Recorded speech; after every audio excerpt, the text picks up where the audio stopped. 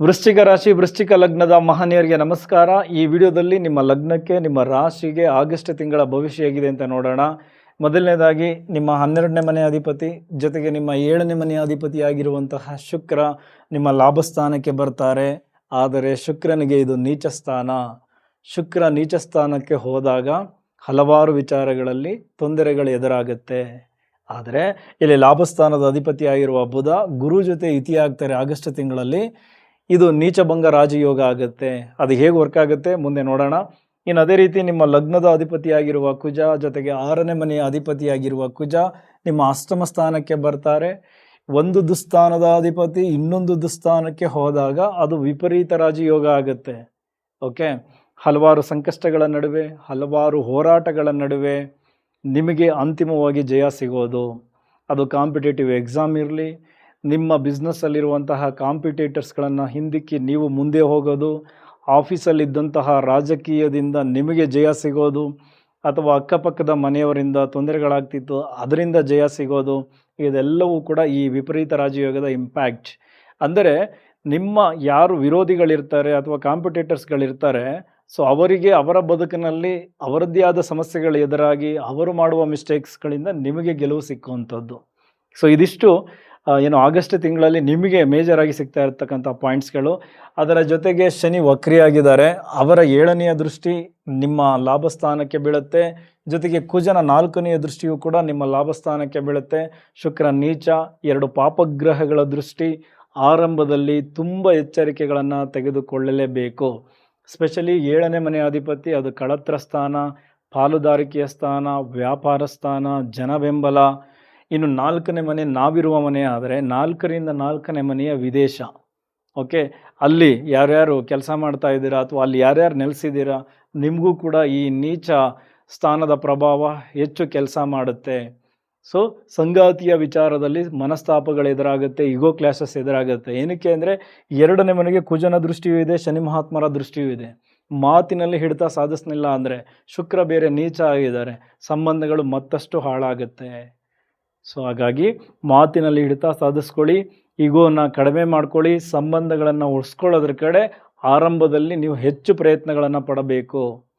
ಇನ್ನು ಅದರ ಜೊತೆಗೆ ಪಾಲುದಾರಿಕೆಯ ವ್ಯವಹಾರಗಳಲ್ಲಿ ಒಂದು ಟ್ರಾನ್ಸ್ಪರೆನ್ಸಿ ಮೇಂಟೈನ್ ಮಾಡಲೇಬೇಕು. ಹಣಕಾಸಿನ ವಿಚಾರಗಳನ್ನು ಮುಕ್ತವಾಗಿ ಚರ್ಚೆ ಮಾಡಬೇಕು.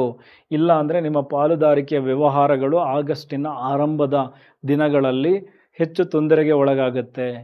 ಗ್ರಾಹಕರ ಜೊತೆ ನೀವು ಮಾತನಾಡಬೇಕಾದ್ರೆ, ಹೊಸ ಒಪ್ಪಂದಗಳನ್ನು ಮಾಡ್ಕೋಬೇಕಾದ್ರೆ ತಿಂಗಳ ಆರಂಭ ಅಷ್ಟು ಒಳ್ಳೆಯದಲ್ಲ. ಏನೇನೋ ತೊಂದರೆಗಳು ಎದುರಾಗುತ್ತೆ. ಅಲ್ಲೂ ಈಗೋ ಕ್ಲಾಶಸ್ಗಳಾಗಿ ಮನಸ್ತಾಪಗಳಾಗಬಹುದು. ಈ ರೀತಿಯ ಎಲ್ಲ ತೊಂದರೆಗಳು ಕೂಡ ಈ ಆಗಸ್ಟ್ ಆರಂಭದಲ್ಲಿ ಈ ಶುಕ್ರನ ನೀಚ ಸ್ಥಾನದ ಪ್ರಭಾವ ಜೊತೆಗೆ ಪಾಪಗ್ರಹಗಳ ದೃಷ್ಟಿಯಿಂದ ಮೇಲ್ನೋಟಕ್ಕೆ ತುಂಬ ದೊಡ್ಡ ಪ್ರಮಾಣದಲ್ಲಿ ಕಾಣಿಸುತ್ತೆ. ಬಟ್ ಅಂತಿಮವಾಗಿ ಬುಧ ಗುರುವಿನ ಜೊತೆ ಇತಿಯಾಗಿರೋದರಿಂದ ನಿಮ್ಮ ಜ್ಞಾನಾರ್ಜನೆ ತುಂಬ ಚೆನ್ನಾಗಿ ವರ್ಕ್ ಆಗಿ ಎಲ್ಲಿ ಯಾವುದನ್ನು ಹೇಗೆ ಬಳಸ್ಕೋಬೇಕು ಅನ್ನೋದರ ಅರಿವು ತುಂಬ ಚೆನ್ನಾಗಿ ತೆಗೆದುಕೊಂಡು ಆಯಾ ವಿಚಾರಗಳಲ್ಲಿ ಆಗುವಂತಹ ತೊಂದರೆಗಳನ್ನು ಕಡಿಮೆ ಮಾಡ್ಕೊಳ್ತೀರಾ. ಓಕೆ, ಇನ್ನು ಅದೇ ರೀತಿ ಅಷ್ಟಮ ಸ್ಥಾನದಲ್ಲಿರುವ ಕುಜನ ಪ್ರಭಾವ ಈ ಆಯಸ್ಸು ಸ್ಥಾನ, ಗುಪ್ತ ವಿಚಾರಗಳು, ಆಕಸ್ಮಿಕ ಅವಘಡಗಳು ಇದೆಲ್ಲವನ್ನು ಹೇಳುವಂತಹ ಮನೆಗೆ ಕುಜ ಬಂದಿದ್ದಾರೆ. ಸ್ಪೆಷಲಿ ವೆಹಿಕಲ್ಗಳಲ್ಲಿ ಓಡಾಡಬೇಕಾದ್ರೆ, ಯಂತ್ರಗಳನ್ನು ಬಳಸಿ ಕೆಲಸಗಳನ್ನು ಮಾಡ್ತಾ ಇರೋರು, ಮನೆಯಲ್ಲಿ ಹಿರಿಯ ನಾಗರಿಕರು ಮೆಟ್ಲನ್ನು ಹತ್ತಬೇಕಾದ್ರೆ, ಇಳಿಬೇಕಾದ್ರೆ, ಓಡಾಡಬೇಕಾದ್ರೆ ಹಲವಾರು ತೊಂದರೆಗಳು ಎದುರಾಗಬಹುದು. ಅಲ್ಲಿ ಎಚ್ಚರಿಕೆಗಳನ್ನು ತೆಗೆದುಕೊಳ್ಳಿ. ಹೆಣ್ಮಕ್ಕಳಿಗೆ ಇದು ಮಾಂಗಲ್ಯ ಸ್ಥಾನ. ನಿಮ್ಮ ಯಜಮಾನರಿಗೆ ಒಂದು ಅನ್ಎಕ್ಸ್ಪೆಕ್ಟೆಡ್ ಗ್ರೋತ್ ಸಿಗಬಹುದು. ಲೈಕ್ ಅವರಿಗೆ ಹೈಕ್ ಆಗಬಹುದು, ಪೋಸ್ಟಿಂಗ್ ಚೇಂಜ್ ಆಗ್ಬೋದು, ಆ ಥರದ ಬೆಳವಣಿಗೆಗಳಾಗ್ಬೋದು. ಆದರೆ ಅವರ ಆರೋಗ್ಯದಲ್ಲಿ ವ್ಯತ್ಯಾಸಗಳಾಗ್ಬಿಡ್ತದೆ.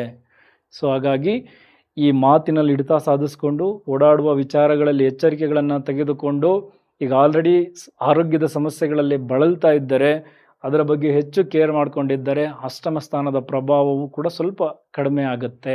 ಏನಕ್ಕೆ ಅಂದರೆ ಕುಜನ ಅಷ್ಟಮ ದೃಷ್ಟಿ ನಿಮ್ಮ 3ನೇ ಮನೆಗೆ ಬೀಳುತ್ತೆ. 3ನೇ ಮನೆ ಅಂದರೆ ಅದು ಪರಾಕ್ರಮ ಸ್ಥಾನ, ಸ್ವಂತ ಪ್ರಯತ್ನ, ನಿರ್ಧಾರ ತೆಗೆದುಕೊಳ್ಳೋದು, ಆನ್ಲೈನ್ ಮೀಡಿಯಾ ಮಾರ್ಕೆಟಿಂಗ್ ಈ ಥರದ ಕ್ಷೇತ್ರಗಳು ಇದೆಲ್ಲದಕ್ಕೂ ತುಂಬ ಚೆನ್ನಾಗಿದೆ, ವೇಗ ಸಿಗುತ್ತೆ. ಯಾಕೆಂದರೆ ಅಲ್ಲಿಗೆ ಗುರುವಿನ ದೃಷ್ಟಿ ಇದೆ. ಗುರು ನೀಚ ಸ್ಥಾನಕ್ಕೆ ದೃಷ್ಟಿ ಕೊಟ್ಟಿದ್ದರು, ಕುಜ ಉಚ್ಚ ಸ್ಥಾನ, ಗುರು ಉಚ್ಚ ಸ್ಥಾನದಲ್ಲಿ ಇರೋದು ಇದೆಲ್ಲದರ ಲಾಭವನ್ನು ಪಡ್ಕೊಳ್ತೀರಾ 3ನೇ ಮನೆಗೆ ಸಂಬಂಧಪಟ್ಟಂತೆ. ಆದರೆ ಆತುರದ ನಿರ್ಧಾರಗಳು ಬೇಡ. ಈ ಕಿರಿಯ ಸಹೋದರನ ಜೊತೆ ಮತ್ತಷ್ಟು ಮನಸ್ತಾಪಗಳು ಎದುರಾಗುತ್ತೆ. ಈ ಅಕ್ಕಪಕ್ಕದವರ ಜೊತೆ ಮತ್ತಷ್ಟು ಕಿರಿಕಿರಿಗಳು ಎದುರಾಗುತ್ತೆ. ಬಟ್ ಎಲ್ಲ ವಿಚಾರಗಳಲ್ಲೂ ಅಂತಿಮವಾಗಿ ಗೆಲುವು ನಿಮಗೆ ಸಿಗೋದು. ಯಾಕೆಂದರೆ ವಿಪರೀತ ರಾಜಯೋಗದ ಪ್ರಭಾವ.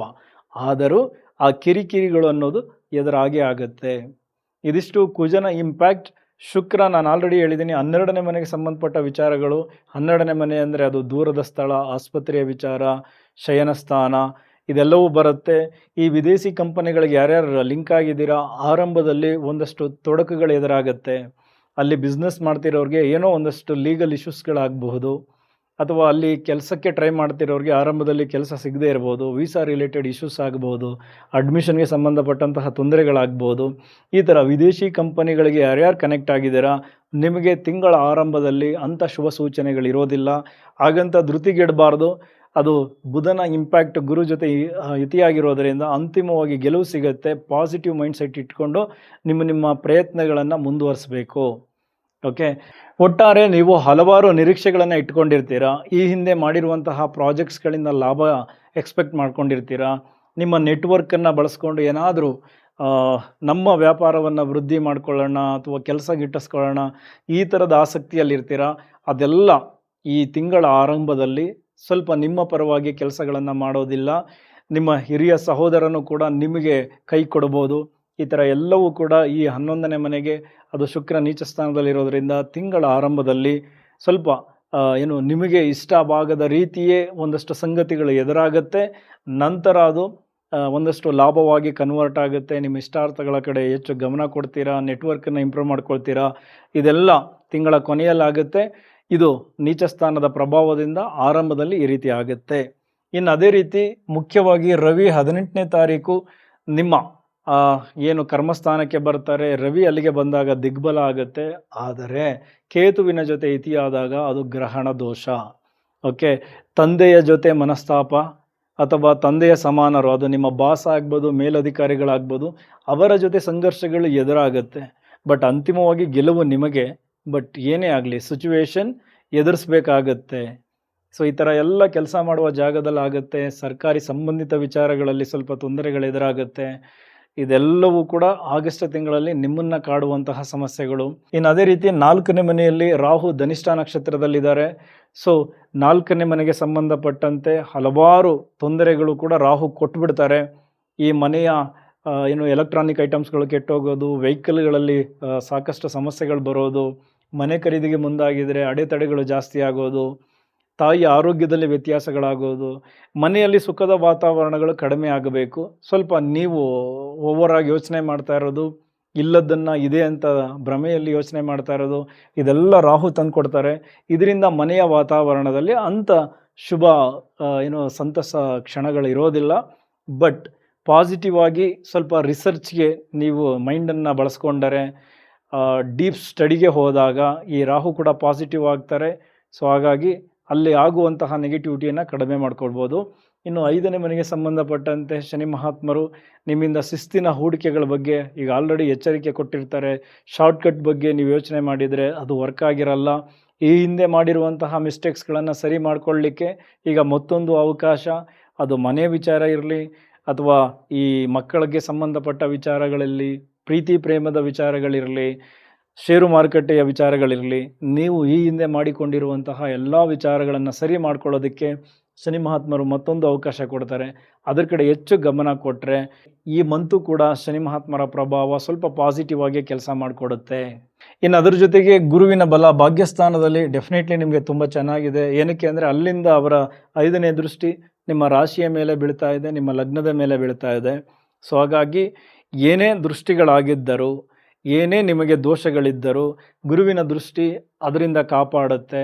ಅದರ ಜೊತೆಗೆ ಭಾಗ್ಯಸ್ಥಾನದಲ್ಲಿ ಇರೋದರಿಂದ ಒಂದಷ್ಟು ದೂರದ ಸ್ಥಳಗಳಿಗೆ ಭೇಟಿ ಕೊಡ್ತೀರಾ, ಧಾರ್ಮಿಕ ಗುರುಗಳನ್ನು ಭೇಟಿ ಮಾಡ್ತೀರಾ, ಹಲವಾರು ಈ ಧಾರ್ಮಿಕ ಕಾರ್ಯಗಳಲ್ಲಿ ಭಾಗಿಯಾಗ್ತೀರಾ.